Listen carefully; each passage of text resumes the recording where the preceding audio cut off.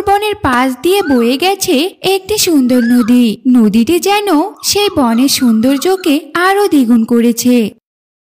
সেই নদীতে থাকতো একটি জলপরী। জলপরী সেই নদীর মাছ খেত আর পানির নিচে ঘুমিয়ে থাকতো।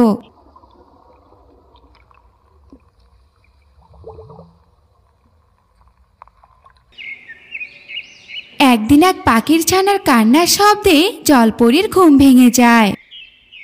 উফ, আজকের ঘুমটা অনেক সুন্দর ছিল, কিন্তু এই কান্নার শব্দে আমার পাকা ঘুমটা ভেঙে গেল।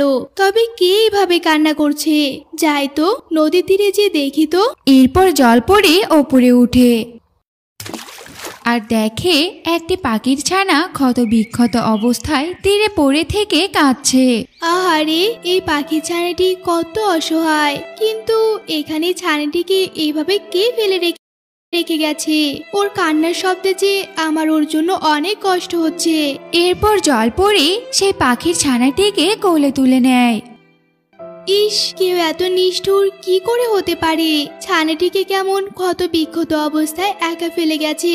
তুই কাঁদিস না রে, আমি এক্ষুনি তোর সব কষ্ট দূর করে দিচ্ছি।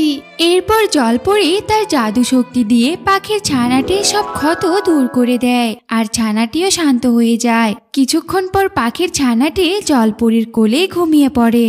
বাহ, ছানাটি আমার কোলে কত সুন্দর ঘুমাচ্ছে। তবে অনেকক্ষণ তো হলো, এই পথে যে কেউই আসলো না। আমি এখন এই ছানাটিকে কার কাছে দিয়ে যাই? আমি যদি এই ছানাটিকে এখানে রেখে যাই, তাহলে তো বনের হিংস্র জীবজন্তু এসে এই ছানাটিকে খেয়ে ফেলবে।